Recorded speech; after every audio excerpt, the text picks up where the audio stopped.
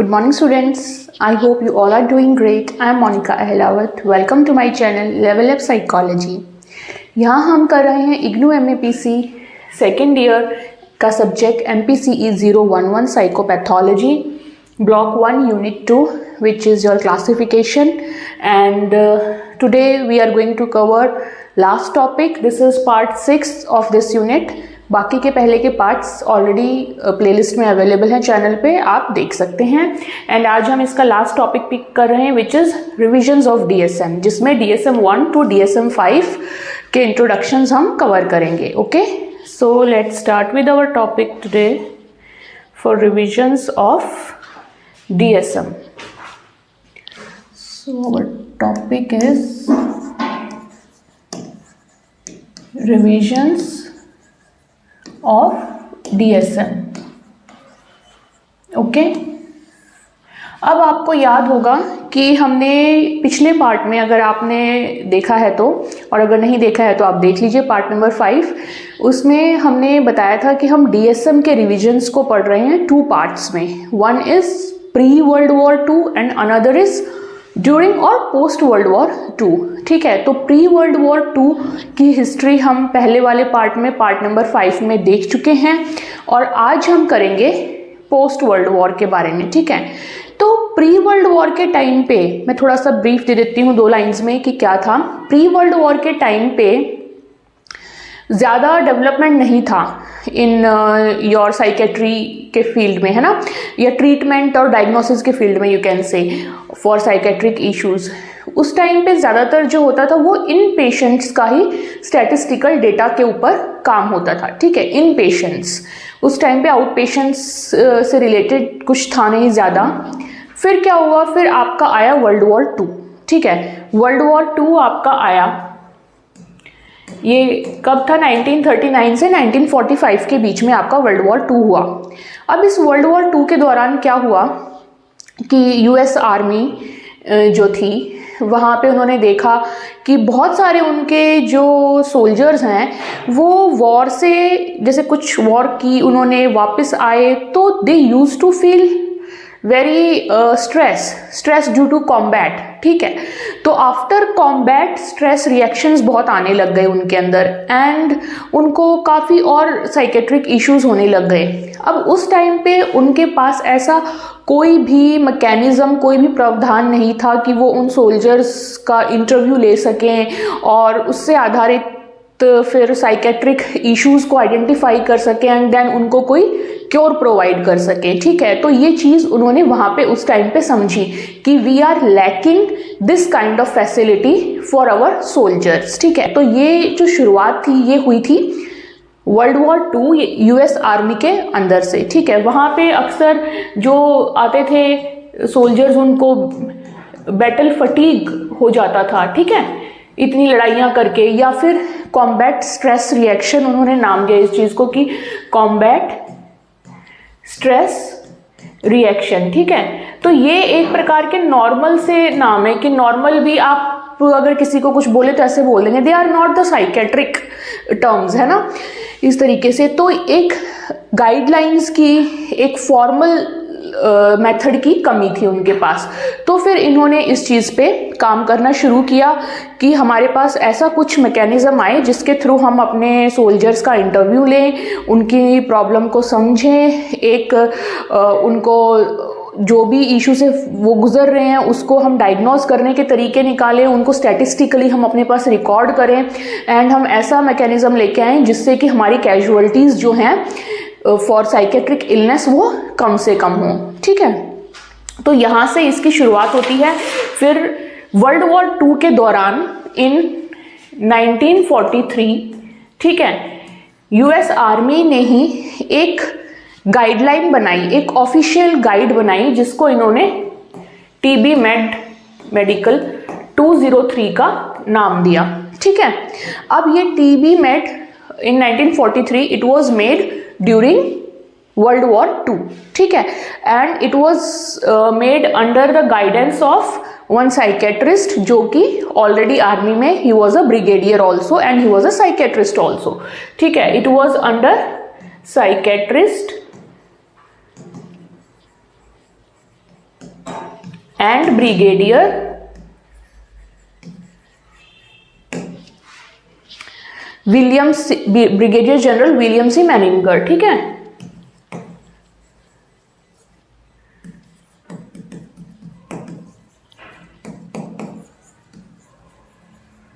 काफी लंबा नाम हो गया। ठीक है, तो ये इनके अंडर इन्होंने ये आपका जो फर्स्ट टीबी मेड 203 था, ये गाइडलाइन बनाई गई। It was mainly for US army. ठीक है, यूएस आर्मी के लिए इन्होंने ये बनाई। अब उसके बाद यहाँ पे 1943 में ये बना, 1945 तक आपका वर्ल्ड वॉर 2 चल रहा था। ठीक है, फिर आपको याद होगा हमने आईसीडी की क्लास जब करी थी तो उसमें किया था कि 1949 में, ठीक है, आईसीडी किसने दिया था आपका? WHO ने, एंड ये आपका डीएसएम अमेरिकन साइकेट्रिक एसोसिएशन। ठीक है, 1949 में जो WHO ने आईसीडी 6 के वर्जन में इन्होंने for the first time mental disorder section was included. ठीक है, for the first time mental disorders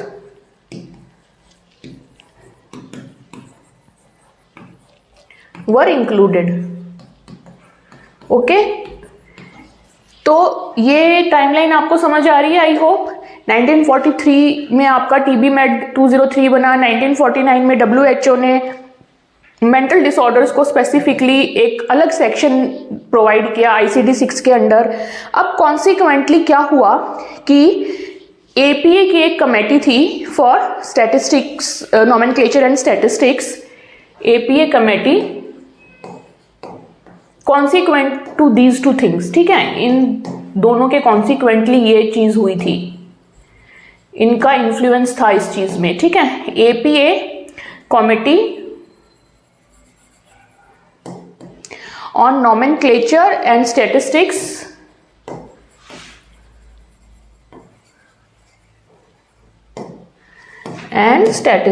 ठीक है, इन्होंने क्या किया, इनको काफी एम्पावरमेंट मिली इस दौरान। ठीक है, इनसे ये इन्फ्लुएंस हुए, एम्पावर्ड हुए, एंड उन्होंने देखा कि ड्यूरिंग द वर्ल्ड वॉर तो जरूरत पड़ रही थी सैनिकों को, ठीक है, साइकेट्रिक इश्यूज से डील करने के बाद, लेकिन पोस्ट वर्ल्ड वॉर भी क्या हुआ, वर्ल्ड वॉर 1945 में आपकी खत्म हो गई। उसके बाद क्या हुआ, उसके बाद भी जो वेटरन्स थे, ठीक है, जो बचे हुए सैनिक थे जिन्होंने कि वो वर्ल्ड वॉर की थी, उसके बाद भी they were going through lot of psychiatric issues. ठीक है, उसके बाद भी उनको हेल्प चाहिए होती थी, एंड उस दौरान जो हेल्प की वो की आपके सिविलियन साइकेट्रिस्ट ने, या सिविलियन क्लिनिशियंस जो होते थे वो उनकी हेल्प करते थे। तो इस तरीके से फिर जो सिविलियन क्लिनिक्स थे या सिविलियन साइकेट्रिक लोग थे, उनको भी मेड 203 इंक्लूड करने की आवश्यकता पड़ गई। ठीक है, उन्होंने फिर इसको अपनाया, एंड फिर एपीए ने कंसीडर किया कि इसको हम ना सिर्फ जो वेटरन्स हैं, हम नॉर्मल जो और बाकी के सिविलियंस हैं उन पे भी हम इसको कुछ लागू करने का बनाते हैं। उनको भी जरूरत है कहीं ना कहीं किसी ना किसी को कि साइकेट्रिक इलनेस में कैसे करें। ठीक है, तो आई होप आपको ये आइडिया क्लियर है यहां तक कि मेड 203 बनाया गया 1943 में स्पेशली फॉर यूएस के सोल्जर्स के लिए जिनको कि मेंटल इश्यूज का सामना करना पड़ रहा था ड्यूरिंग वर्ल्ड वॉर 2। ठीक है, साथ के साथ 1945 में WHO का तो बहुत पहले से ही चल रहा था, है ना, लेकिन 1949 में WHO ने आईसीडी 6 में मेडिकल डिसऑर्डर्स को इंक्लूड किया था एज अ सेपरेट सेक्शन। अब पोस्ट वर्ल्ड वॉर भी यहाँ पे ये देखा गया था कि जो यहाँ पे जो सैनिक लड़ चुके हैं, जो वेटरन्स बन चुके हैं, उनको अभी भी कुछ ना कुछ इश्यूज आ रहे थे, साइकेट्रिक इश्यूज। तो उस दौरान they were taking help from civil clinicians. ठीक है, तो फिर एपीए ने देखा कि वो इनसे भी इन्फ्लुएंस हुआ एपीए फिर इस चीज़ से भी इन्फ्लुएंस हुआ कि भाई सिविल क्लिनिक्स की ज़्यादा ज़रूरत पड़ रही है पोस्ट वर्ल्ड वॉर 2 भी, तो क्यों ना ये जो मेड है 203 जो कि सिविल क्लिनिक्स अपना रहे हैं फॉर वेटरन्स, उसको कुछ यूज़ करके हम जो नॉर्मल सिविल सोसाइटी है, हमारी नॉर्मल लोग हैं, उनके लिए भी कुछ ना कुछ बनाएं। ठीक है, तो फिर इस तरीके से जो है आपका एक ब्लूप्रिंट तैयार हुआ फॉर डीएसएम। ठीक है,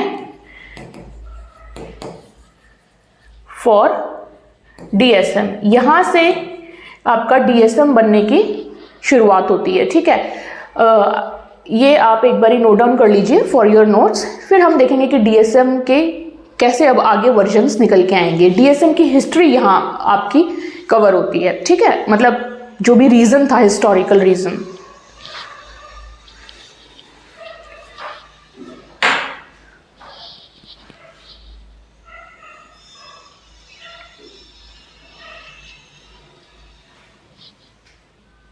ओके, सो अब हम करते हैं अपने DSM 1 पे जाते हैं। यहाँ से DSM का ब्लूप्रिंट आपका तैयार हुआ by the influence of TB-MED 203 and ICD 6। ठीक है, इसके बाद आता है आपका DSM 1।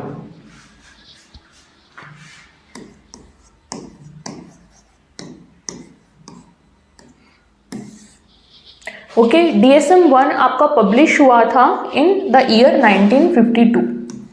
ओके, 1952 में आपका DSM 1 पब्लिश हुआ।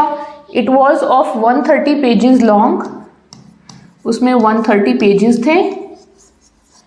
एंड कितने डिसऑर्डर्स थे उसमें? 106 डिसऑर्डर्स वर मेंशन्स। ठीक है, मेंटल डिसऑर्डर्स। अब इसमें क्या था, इसमें जनरली जो डिसऑर्डर्स थे वो किस फॉर्म में मेंशन थे? रिएक्शन की फॉर्म में। आपने ध्यान दिया होगा, अभी पहले मैंने आपको बताया था कॉम्बैट स्ट्रेस रिएक्शन, है ना। तो उस टाइम पे वो रिएक्शन वर्ड बड़ा यूज होता था जो TB-MED 203 में था। वहाँ से ही DSM 1 में भी ये इन्फ्लुएंस रहा, उन्होंने रिएक्शन वर्ड को वहाँ पे रिटेन रखा। ठीक है, so reaction term was used किसी भी डिसऑर्डर के लिए। ठीक है, reaction term was used. And इसका एग्जाम्पल अगर लें तो हम कैसे, कि जैसे कि अगर स्किज़ोफ्रेनिया से रिलेटेड सिम्टम्स टाइप देखने को मिल रहे हैं, यानी कि जो कि आपके रियलिटी से कांटेक्ट वाले नहीं, जिसमें हेल्यूसिनेशंस वगैरह देखने को मिलते हैं, तो उसके लिए क्या टर्म यूज करेंगे उस टाइम पे? Schizophrenic reaction. ठीक है, सो इसका एग्जाम्पल क्या हो गया आपका? कोई भी एक, it is schizophrenic reaction. Okay, अब और क्या था यहाँ पे? ये जो है ज्यादातर DSM 1 it was based on psychoanalytic theory. ठीक है, साइकोएनालिटिक और psychodynamic theory you can say, and that's why it was criticised. ठीक है, कि इसमें ज़्यादातर जो इन्फ्लुएंस था it was related to the unconsciousness, और you can say the psychoanalytic theory was majorly used here, so that's why it was criticised. ठीक है, सो इसको जो एक क्रिटिसिज्म उस दौरान झेलना पड़ा था वो था आपका ओवरली यूज ऑफ या over influenced by psychoanalytic theory. It was overly influenced by, I hope आपको psychoanalytic theory के बारे में पता है, जो कि सिगमंड फ्रॉइड से आई थी। It was basically related to your unconscious mind। ठीक है, by psychoanalytic theory। ठीक है, उस पर ये बेस थी, तो इसको इस चीज का काफी क्रिटिसिज्म हुआ था। Okay, so this was about briefly about your DSM 1। Then चलते हैं DSM 2 की तरफ।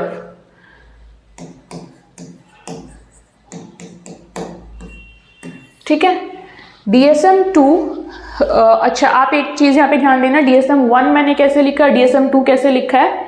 इन दीज रोमन न्यूमरल्स, है ना। तो उस नॉमेनक्लेचर में कैसे लिखा जाएगा ये चीज़ भी आपकी मैटर करती है। तो this was how standardly it was written, ठीक है। सो ये पब्लिश वो 1952 में पब्लिश हुआ था, ये आपका पब्लिश हुआ था इन द ईयर 1968, ठीक है। एंड इसमें आपके 134 पेजेस थे, उसमें कितने थे 130, है ना। एंड यहाँ पे आपके जो डिसऑर्डर्स की संख्या थी वो हो गई थी 182 डिसऑर्डर्स। धीरे धीरे ये उसमें बढ़ा रहे थे, ठीक है। अब जो रिएक्शन, अच्छा जब भी कोई नया वर्जन आता है, ठीक है, उसमें क्या होता है, कुछ चीज़ें तो एज इट इज़ रख ली जाती हैं एंड कुछ चीज़ें जो लगती है कि अब रेलिवेंट नहीं है या उनका अपग्रेडेशन हो चुका है या वो किसी और तरीके से यूज़ की जा रही हैं, तो उन टर्म्स को हटा दिया जाता है, ठीक है।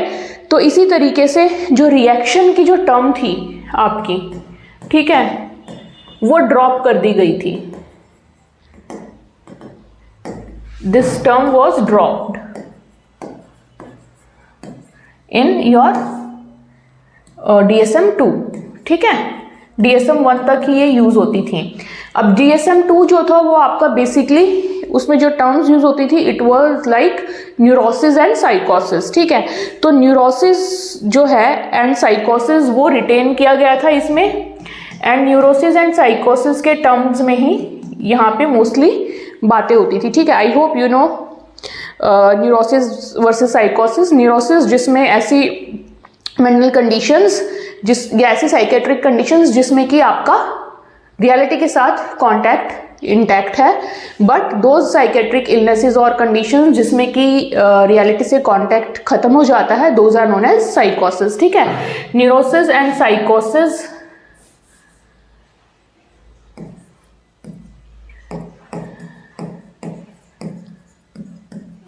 बेस्ड था ये, ठीक है। अब इसमें और क्या था, इसमें ये भी सेम साइको एनालिटिकल थ्योरी पे बेस्ड था काफी हद तक, okay. And psycho analytical theory के अलावा यहाँ पे आपके सोशियोलॉजिकल एंड बायोलॉजिकल मॉडल्स भी थे, लेकिन वो इतने भी ज़्यादा पावरफुल मॉडल्स नहीं थे या इतने भी ज़्यादा डेवलप्ड मॉडल नहीं थे कि उसके आधार पे हम नॉर्मेलिटी एंड एबनॉर्मेलिटी में डिस्टिंग्विश कर सके, ठीक है। बहुत ही लाइक यू कैन से कि अर्ली स्टेज पे थे, है ना, इतने डेवलप्ड नहीं थे। So sociological and biological models were there but they did not distinguish between normality and abnormality. Sociological and biological models didn't distinguish between your normality and abnormality, ठीक है। तो उसके आधार पे हम साइकेट्रिक इश्यूज को आइडेंटिफाई करना was not that possible and so it was not of that much use in diagnosis, है ना, but models were there we can say. तो अब यहाँ पे क्रिटिसिज्म क्या झेलना पड़ा इसको, DSM-2 को अगर हम बात करें तो यहाँ पे था क्रिटिसिज्म कि यहाँ पे ओवरली साइकोडायनामिक या साइकोएनालिटिक थ्योरी ज़्यादा यूज थी। यहाँ पे भी क्या सिमिलरली यहाँ पे भी क्या हुआ आपकी, ये जो सोशल और बायोलॉजिकल मॉडल्स थे तो सही, लेकिन इनका कोई यूज नहीं था डायग्नोसिस में देन। तो majorly it was also diagnosis के लिए it was mostly using psychoanalytic theory. So ये वाला क्रिटिसिज्म इसको भी झेलना पड़ा कि इट वाज टू साइकोएनालिटिकल, ठीक है। और इसके अलावा क्या इसको झेलना पड़ा कि यहाँ पे जो अब टू साइको एनालिटिकल थी, तो उस टाइम तक DSM-2 आते आते ये चीज़ें भी आने लग गई थी कि भाई आपकी जो डायग्नोसिस है it should be reliable, valid, है ना, ये सारी चीज़ें होनी चाहिए। तो यहाँ पे एक चीज़ और निकल के आई कि already it is psycho analytic which is more dependent on your unconscious mind, so this diagnosis or this DSM-2 was not that much reliable, ठीक है। so poor diagnostic reliability was there, ठीक है। एक ये इसमें criticism था, poor diagnostic reliability. Okay, इसके अलावा और क्या था, इसके अलावा क्या था कि उस टाइम पे ये लोग होमोसेक्सुअलिटी को एक डिसऑर्डर की तरह देखते थे। ठीक है, सो इट वाज, इन्होंने क्या क्लासिफाई किया था, इन्होंने होमोसेक्सुअलिटी को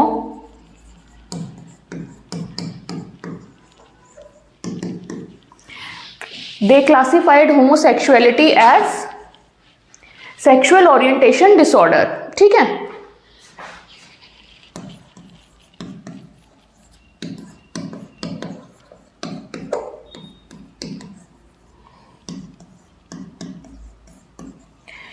उस टाइम पे उसको एक डिसऑर्डर की तरह देखा जाता था। ये class, this was there classification. ठीक है, they kept homosexuality under sexual orientation disorder.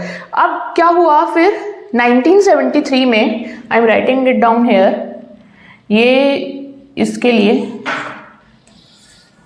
1973 में इसको हटा दिया गया।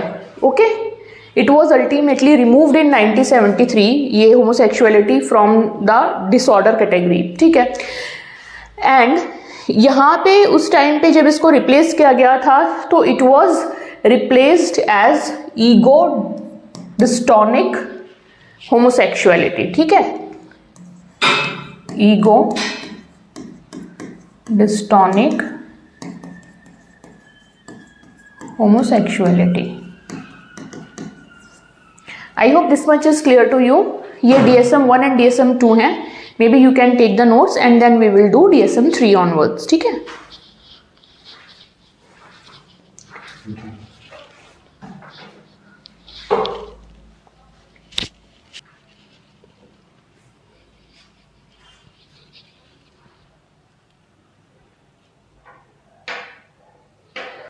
ओके, सो ये साइकोलॉजिकल था। ठीक है, आई होप इतना तो आप कर ही सकते हैं। Okay, and this point, homosexuality point was also under criticism. Okay, so चलते हैं नेक्स्ट DSM-3 की तरफ। ओके, सो अब DSM-3 जब आएगा तो ऑब्वियसली जो DSM-2 में हमारे क्रिटिसिज्म मिल रहे थे उनके ऊपर वो काम जरूर करेगा, है ना, तभी फायदा कि नया वर्जन आए। तो DSM-2 तक हमारी सबसे ज्यादा प्रॉब्लम क्या हो रही थी कि साइको एनालिटिक चीजें उसमें बहुत ज्यादा इंक्लूडेड थी। तो अब इन्होंने डिसाइड किया कि DSM-3 में हम एक अलग से टास्क फोर्स बनाएंगे एंड वो टास्क फोर्स काम करेगी हमारे ये साइकोडायनामिक व्यू को हटाने के लिए एंड कुछ अलग से नया डायग्नोस्टिक सिस्टम लाने के लिए। ठीक है, तो इस तरीके से आपकी DSM-3 की शुरुआत होती है। Here comes your DSM-3। ठीक है, DSM-3 आया था आपका 1980 में एंड इसका मेन मकसद क्या था, टू अवॉइड DSM-2 क्रिटिसिजम्स। ठीक है, ये इसका मेन मकसद था, to avoid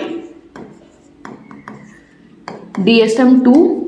so to avoid DSM-2 criticism, DSM-2 के क्रिटिसिजम्स को अवॉइड करने के लिए ये प्लेस में आया था। ओके, अब इसमें क्या था और क्या मकसद था, DSM-2 को के क्रिटिसिज्म को अवॉइड करें एंड साथ के साथ ICD के साथ और ज्यादा ये अलाइनमेंट में आए। ठीक है, so making more consistent to avoid and making more consistent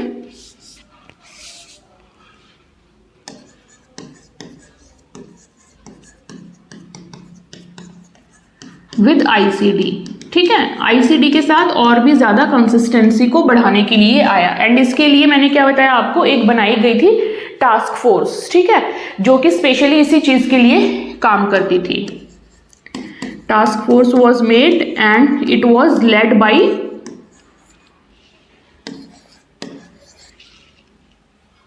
doctor Robert Spitzer. ठीक है, डॉक्टर रॉबर्ट स्पिट्जर के अंडर ये टास्क फोर्स आपकी काम करती थी एंड इन्होंने फिर अपना DSM-3 बनाया। ओके, जिसमें कि साइकोलॉजिकल, ये साइको एनालिटिक व्यू को इन्होंने हटाया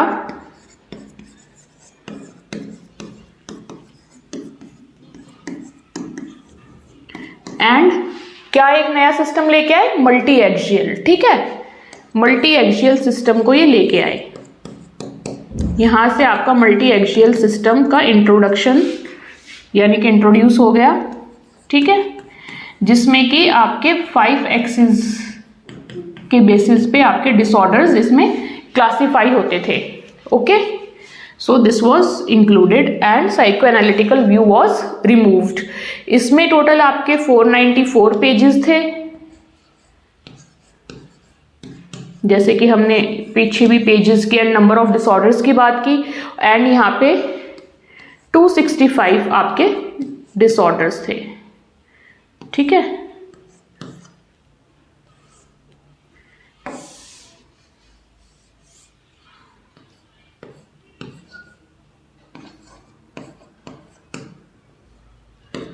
टू 265 आपके डिसऑर्डर्स थे। उसके अलावा क्या था कि आपके ऑलमोस्ट नॉमेनक्लेचर जो थे DSM-2 में वो चेंज कर दिए गए थे। तो लगभग 93% of nomenclature was changed, basically 93% changes in the nomenclature happened. और इसके अलावा और क्या बड़ी चीज हुई थी, इन्होंने और क्या किया था कि हर एक डिसऑर्डर को उसकी काफ़ी वास्ट इंफॉर्मेशन दी इन्होंने कि उसके कौन कौन से फीचर्स हो सकते हैं, डायग्नोस्टिक फीचर्स उसके क्या हो सकते हैं, उसके कल्चरल रिलेटेड फीचर्स क्या हो सकते हैं, उसके एसोसिएटेड फीचर क्या हो सकते हैं, कि यानी कि इन फीचर से क्या पता चलेगा कि अगर आपको कोई पर्टिकुलर किसी को कोई डिसऑर्डर हुआ है तो पहली बात तो ये कि कौन कौन से सिम्टम्स देख के उसको डायग्नोज किया जा सकता है, उसके अलावा उससे एसोसिएटेड और कौन से सिम्टम्स हो सकते हैं, किसी पर्टिकुलर कल्चर से अगर वो बिलोंग करता है तो उस पर्टिकुलर डिसऑर्डर में और कौन कौन से फीचर्स आ सकते हैं, या कोई जेंडर है स्पेसिफिक तो उससे रिलेटेड कौन से फीचर्स उस डिसऑर्डर के अंदर आएंगे, ठीक है, और कितना वो डिसऑर्डर प्रीवेलेंट है किसी भी पॉपुलेशन में, उसका कोर्स यानी कि उसका ड्यूरेशन कितना होगा, है ना, और उसका डिफरेंशियल डायग्नोसिस हम कैसे करेंगे। तो इस तरीके से बहुत वास्ट इंफॉर्मेशन इन्होंने हर एक डिसऑर्डर की यहाँ पे दी, ठीक है। सो ईच डिसऑर्डर, मैं शॉर्ट फॉर्म में लिख रही हूं, मैं यहाँ पे आप इसको एक्सपेंड कर ही सकते हैं। Each disorder provided with vast info, ठीक है, एंड वास्ट इन्फो में जैसे कि फॉर एग्जांपल डायग्नोस्टिक फीचर्स तो नॉर्मल रहेंगे ही रहेंगे, है ना, डायग्नोस्टिक फीचर्स, उसके अलावा हमारे उससे रिलेटेड कुछ और एसोसिएटेड फीचर्स हो जाएंगे, और आपके कल्चरल स्पेसिफिक फीचर्स इसमें आ जाएंगे, जेंडर स्पेसिफिक आ जाएंगे, ठीक है, और प्रीवेलेंस आपका आ जाएगा, प्रीवेलेंस कोर्स आ जाएगा, उसका ड्यूरेशन जिसको हम बोलते हैं, ठीक है, कोर्स ऑफ ड्यूरेशन, एंड इसके अलावा डिफरेंशियल डायग्नोसिस, ये इतनी बहुत सारी काफ़ी चीज़ें उसमें गिवन है आपकी, ठीक है। So I am writing ETC now, okay. तो इस तरीके से एक एक डिसऑर्डर्स का काफ़ी अच्छे से उन्होंने एक्सप्लेन करके रखा था। अब बात आती है कि क्रिटिसिज्म की, इन्होंने अपने हिसाब से भाई इसको बहुत अच्छे से एक्सप्लेन किया, हर एक डिसऑर्डर को इतना ज़्यादा तरीके से उसको कुछ भी नहीं छोड़ा, उसमें इतनी सारी चीज़ें उन्होंने एक्सप्लेन की जितना भी उनसे हो सकता था, ठीक है। फिर भी क्रिटिसिज्म तो होगा ही, है ना। तो अब इसको क्रिटिसिज्म क्या झेलना पड़ा, अब इनको क्रिटिसिज्म ये झेलना पड़ा कि पहला तो था इससे पहले साइको एनालिटिक व्यू, ठीक है, उसको रिप्लेसमेंट करने के चक्कर में इन्होंने ये जो इतना ज़्यादा वास्टली इन्फो दे डाला और इन्होंने जो सिस्टम बनाया ये, उससे क्या हुआ कि ऑलमोस्ट काफ़ी सारी जो चीज़ें हैं ना वो डिसऑर्डर की कैटेगरी में आने लग गई, जो बिहेवियरल चीज़ें हैं, ठीक है। अब 20 से 30% लोग जो पॉपुलेशन में उनका बिहेवियर एक प्रकार का डिसऑर्डर ही बन गया, जितनी इन्होंने डिटेलिंग में क्राइटेरियाज रखे उस हिसाब से, ठीक है। तो यहाँ पे क्या हुआ, बेसिकली जो पैथोलॉजाइजेशन था या मेडिकलाइजेशन ऑफ टर्म्स था, ठीक है, बिहेवियर था, सॉरी, वो बहुत ज़्यादा था, ठीक है। किसी भी बिहेवियर को पैथोलॉजिकल टर्म्स में ब्रेक डाउन करना या मेडिकल टर्म्स में ब्रेक डाउन करना वो ओवर तरीके से कर दिया गया था, जिसकी वजह से ये काफ़ी सारी पॉपुलेशन को एक बिहेवियरल डिसऑर्डर के कैटेगरी में ही लेके जा रहा था. So that's why it was criticize. ठीक है, जैसे कि फॉर एग्जाम्पल अगर कोई शाई है, ठीक है, तो कुछ उसके फीचर्स के आधार पे जो है उसको अवॉइडेंट पर्सनैलिटी डिसऑर्डर की कैटेगरी में डाल दिया गया. ठीक है, तो इस तरीके से रखा गया, मतलब कि कुछ बाउंड्रीज नहीं थी, बस कुछ फीचर्स नोट किए एंड देन उसको जो है डिसऑर्डर की तरह से माना गया. तो this was the main criticism. ठीक है, we can write down a point here.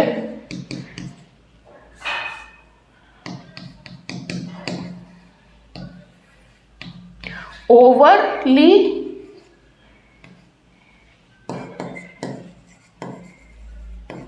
pathologization या medicalization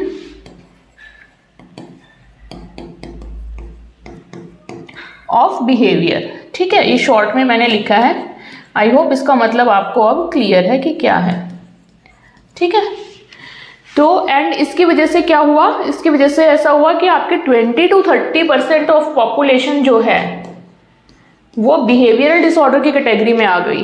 ठीक है, ऑफ पॉपुलेशन को क्या हुआ, बिहेवियरल डिसऑर्डर.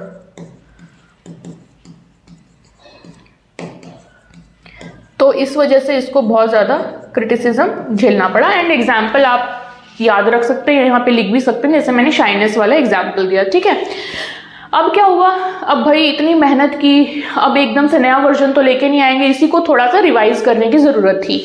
ठीक, तो उसके बाद DSM-3 का आपका रिवीजन हुआ.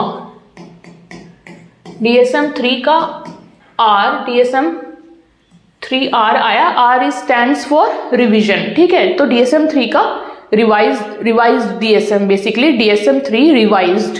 Okay, this is the meaning. ये आया आपका 1987 में. ओके, एंड इसमें आपके 567 पेजेस थे.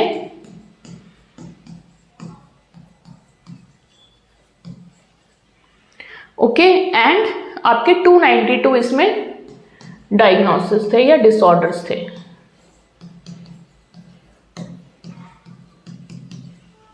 अब इसमें क्या किया गया था, इसमें बेसिकली शॉर्ट में मैं अगर बताऊं तो कुछ कैटेगरीज को डिलीट कर दिया गया था, कुछ को मॉडिफाई किया गया था, रिफाइन किया गया था, एंड कुछ नई कैटेगरीज डाली गई थी. ठीक है, so what happened, some categories were deleted, some were added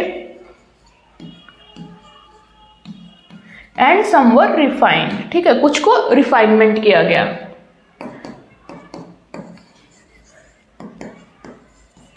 ठीक, यहां तक आपका ये DSM-3 एंड DSM-3 का रिवीजन यानी कि रिवाइज DSM-3 आपका रहा. ठीक है, आई होप ये आपको क्लियर हुआ है किस तरीके से क्रोनोलॉजी में हमारा DSM चलता आ रहा है, कौन कौन से जो इश्यूज फेस किए थे उस पे काम भी हो रहा है साथ के साथ, है ना. पहले साइकोएनालिटिक का व्यू चल रहा था एंड होमोसेक्सुअलिटी को काफ़ी डिसऑर्डर की फॉर्म में रखा गया था, जिसको पहले तो हटाया गया, नाम उसको दूसरी कैटेगरी में करके चेंज किया गया. यहाँ पे काम हुआ आपका साइकोएनालिटिक से ये मल्टी एक्सियल सिस्टम में आया, है ना. बट यहाँ पे इसको ये सामना करना पड़ा कि काफ़ी ज़्यादा मेडिकलाइजेशन ऑफ बिहेवियर हो गया था.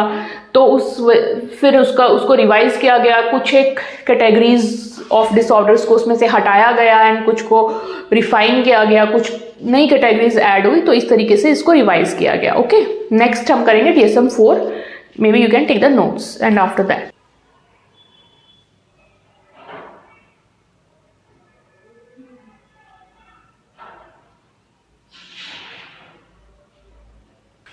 ओके, सो अब बात करेंगे DSM-4 की.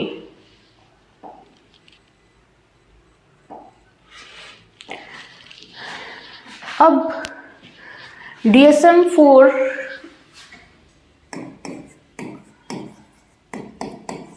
आपका आया था इन द ईयर 1994. ठीक है, अब यहाँ से अल्टीमेटली आपको याद है हमने जो पहले पढ़ा था कि आपका जो होमोसेक्सुअलिटी पहले था सेक्सुअल ओरिएंटेशन डिसऑर्डर में, एंड देन उसको चेंज करके उसको वहाँ से रिमूव करके उसको बना दिया ईगो डिस्टोनिक होमोसेक्सुअलिटी, ठीक है। अब DSM-4 में अल्टीमेटली उसको भी रिमूव कर दिया गया, ठीक है। सो ईगो डिस्टोनिक होमोसेक्सुअलिटी ये जो था आपका ये रिमूव कर दिया गया, ठीक है। अब इसमें आपके 886 पेजेस थे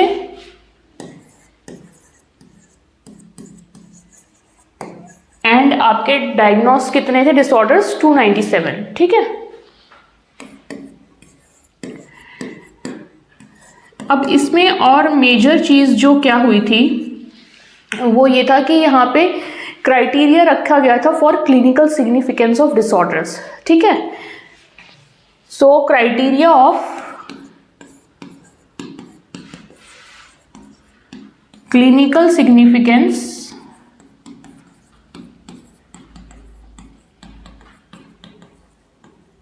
ऑफ डिसऑर्डर्स वॉज इंक्लूडेड, ठीक है। अब ये होता क्या है, क्लिनिकल सिग्निफिकेंस का क्राइटेरिया रखा गया था, यानी कि कोई डिसऑर्डर है लेकिन वो क्लिनिकली सिग्निफिकेंट है या नहीं है, वो सब चीजें इसमें जो है बताई गई थी, ठीक है। बेसिकली क्लिनिकल सिग्निफिकेंस उसका बताया गया था। अब क्लिनिकल सिग्निफिकेंट क्या होता है, देखो आपने वैसे भी देखा होगा कि क्लिनिकल साइकोलॉजिस्ट अलग होते हैं, काउंसलिंग साइकोलॉजिस्ट अलग होते हैं, है ना। जो बेसिकली जो क्लिनिकल सिग्निफिकेंस वाले डिसऑर्डर्स होते हैं या केसेस होते हैं वो हमारे कौन हैंडल करता है, एक क्लिनिकल साइकोलॉजिस्ट हैंडल करता है, ठीक है। तो किसी भी डिसऑर्डर जब इस टाइप का वो डिसऑर्डर हो जाए कि वो अगर किसी पर्सन की पर्सनल, सोशल, ऑक्यूपेशनल लाइफ में अगर वो हिंड्रेंस पैदा करे, उनको नॉर्मली ना चलने दे, इम्पेयरमेंट लेके आए, तो वो क्लिनिकल सिग्निफिकेंस की कैटेगरी में आपका आता है, ठीक है। तो जो क्लिनिकल सिग्निफिकेंस का क्राइटेरिया था वो आपका DSM-4 में इंक्लूड किया गया, ओके। आपके मल्टी एक्सेस इसमें भी थे, 5 एक्सेस। अब इसके बाद आपका आता है, ये DSM-4 था, उसके बाद DSM-TR आया, ठीक है। ज्यादा इसमें कोई चेंजेस नहीं हुए। DSM-4 TR means text revised, ठीक है। सो it was text revision and it was published in 2000, in the year 2000, ठीक है। यहाँ पे आपके diagnostic categories and criterias, diagnostic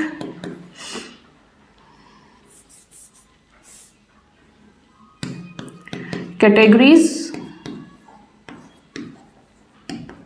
and criterias were almost similar, ठीक है, mostly unchanged,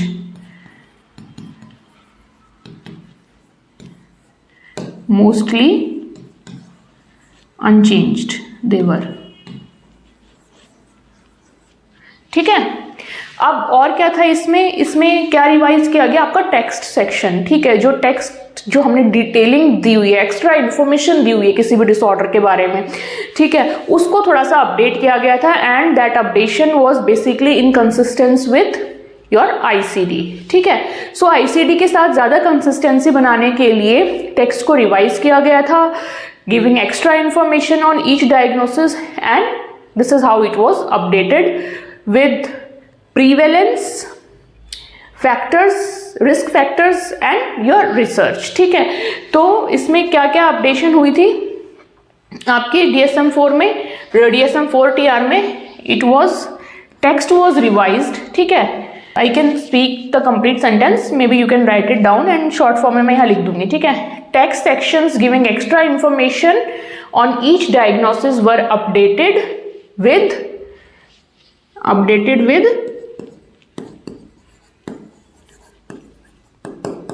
प्रीवेलेंस, यानी कि कहाँ पे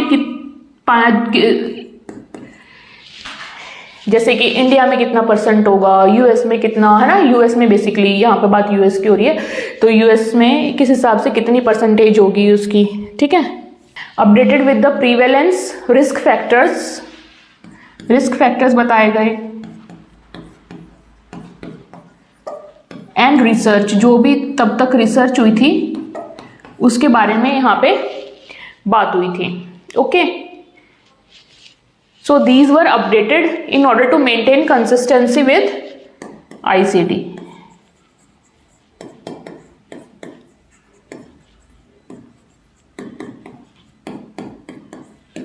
okay, so this was your TR। And also इसमें एक और चीज हम लिख सकते हैं कि जो DSM-4 था ना, वो बेसिकली आपका it was more refined and researched based version था, ठीक है। So one you can also right one point, it was revised, not revised, refined and research based.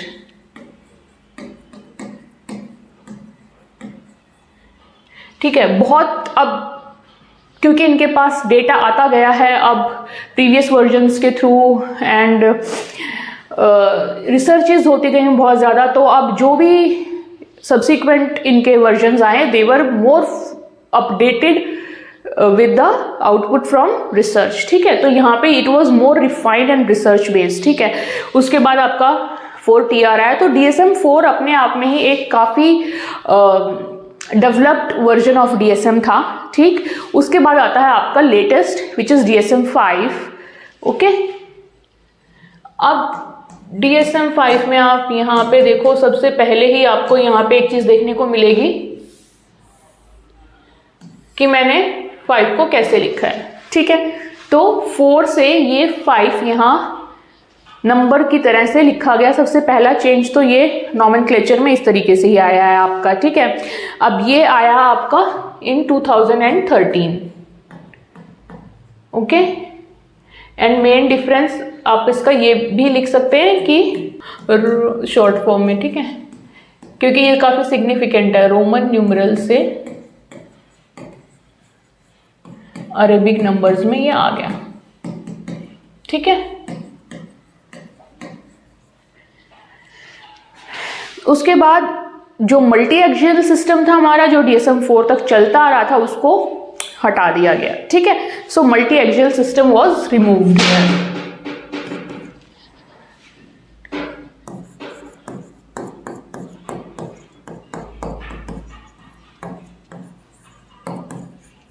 ये इसको यहाँ रिमूव कर दिया गया।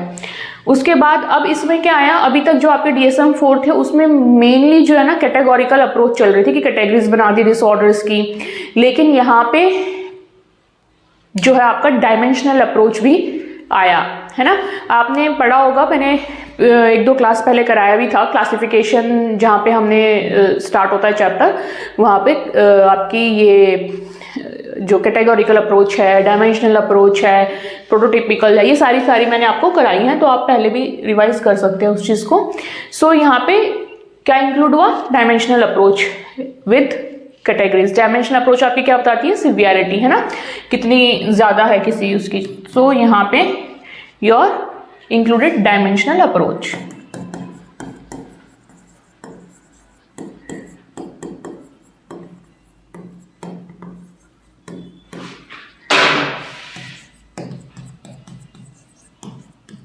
ओके, और इसके अलावा आपका क्या यहाँ पे था, categories of disorders with their related disorders. यहाँ पे अब कोई डिसऑर्डर, कई बार ये क्या होता है कि एक डिसऑर्डर हुआ, साथ के साथ कोई दूसरा डिसऑर्डर भी उसके अंदर आ जाता है ना, जिसको कि जनरली हम क्लिनिकल साइकोलॉजी की टर्म्स में, अगर आपने सुना हो, कोमॉर्बिडिटी, है ना, वो बोलते हैं कि दो कौन कौन से डिसऑर्डर साथ में एग्जिस्ट कर सकते हैं। तो वो कोमॉर्बिडिटी जो है वो DSM-5 में उसके बारे में भी इंफॉर्मेशन दी गई थी, ठीक है। So categories of disorder with their related disorders were mentioned. Categories of disorders with their related disorders। ठीक है, and this much was enough for DSM-5। इसके बाद क्या हुआ, अब जो लेटेस्ट है आपका वो है DSM-5 TR, ठीक है, DSM-5 तो है ही, अभी उसका TR भी यानी कि टेक्स्ट रिवीजन भी आ चुका है हमारे पास। So now is your DSM-5 TR। Okay, DSM-5 TR आपका आया बहुत ही latest in 2022। Okay, and revise criteria for more than 70 disorders. इसके अलावा क्या हुआ, एक नया डायग्नोसिस उसमें ऐड हुआ which was known as prolonged grief disorder. ठीक है, प्रोलॉन्ग्ड ग्रीफ डिसऑर्डर, ये इसमें क्राइटेरिया ऐड हुआ था फॉर न्यू डायग्नोसिस। इसका ये न्यू डायग्नोसिस के टर्म्स में था।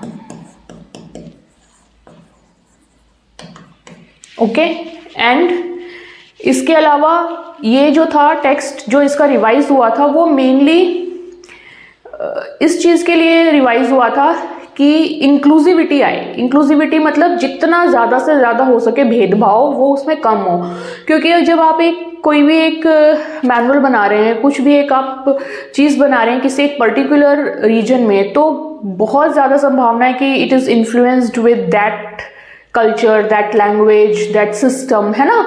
तो अब अगर आपका DSM ऐसा है कि which is like a global thing, तो आपको उसको बहुत ज़्यादा इंक्लूसिव बनाने की ज़रूरत है। उसमें कुछ अगर ऐसी टर्म्स हैं जो कि स्टिग्माटाइज कर सकती हैं किसी को पढ़ने से, तो दैट शुड बी रिमूव्ड, ठीक है।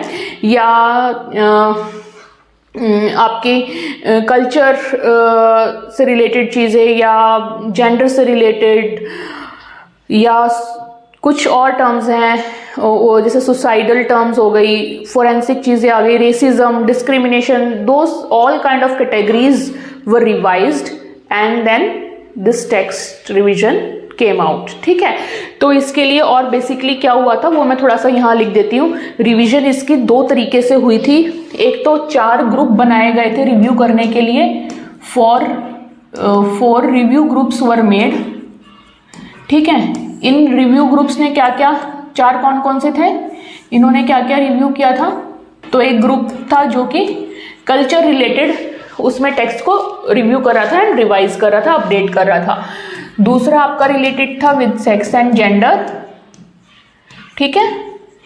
तीसरा with the information related to suicide and fourth related to forensic, ठीक है। तो इनसे रिलेटेड जो भी टेक्स्ट था उसको इन 4 ग्रुप्स ने, अलग अलग जो ग्रुप्स बने हुए थे उनको रिवाइज किया और उनको अपडेट किया। इसके अलावा एक अलग से वर्क ग्रुप बना था इन चारों के अलावा, which was majorly looking for the racial things, ठीक है। इथनोग्राफिक इक्विटी के लिए वो बना था,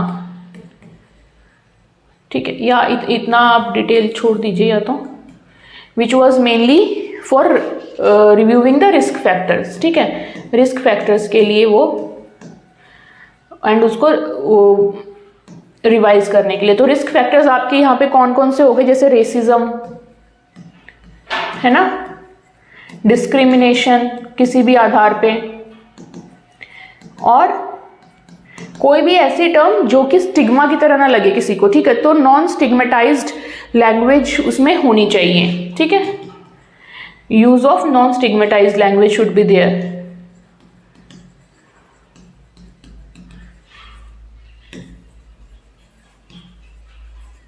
okay, so this much was in DSM-5 TR, ठीक है। बेसिकली आपका मल्टी एक्सियल सिस्टम यहाँ से हटा दिया गया था, इसको नंबर की फॉर्म में कर दिया, एंड इसमें डायमेंशनल अप्रोच यूज की गई। दैट्स इंपॉर्टेंट कि आपको अब सिवियरिटी भी पता चलने लग गई with the category of the disorder, ठीक है। एंड इसको बहुत ज़्यादा इंक्लूसिव बनाने की कोशिश की गई, जितना हो सके कि किसी को ये ना लगे कि ये चीज़ें तो हमारे लिए मतलब सही नहीं है ना। जैसे कि आपने देखा होगा मेंटल रिटार्डेशन जो वर्ड था उसको अब चेंज कर दिया गया, it is no more in use, है ना। तो इस टाइप की जो चीज़ें हैं वो काफ़ी चेंज हुई हैं, and this is it for today's class and इसके साथ आपका ये चैप्टर यहाँ ख़त्म होता है। और this was the latest version according to your syllabus, उसमें लेटेस्ट वर्जन 4 पे ही समअप कर रखा है, ठीक है। तो इसलिए मैंने इसको थोड़ा अपने तरीके से पढ़ाया है, विद द लेटेस्ट इंफॉर्मेशन आपको दी है, ताकि you should be updated with the things in your field. और इसको आज हम यहीं समाप्त करते हैं इस चैप्टर को। नेक्स्ट क्लास में हम न्यू चैप्टर से यानी कि न्यू यूनिट नंबर 3 से शुरू करने वाले हैं, ओके। इसके अलावा अगर आपको यहाँ पे DSM से रिलेटेड कोई भी क्वेश्चन हो, you can comment and ask that thing. और if you have understood this, please like the video, share it with your friends, subscribe to the channel if you are new here, and I see you in the next class. Till then, take care. Bye bye.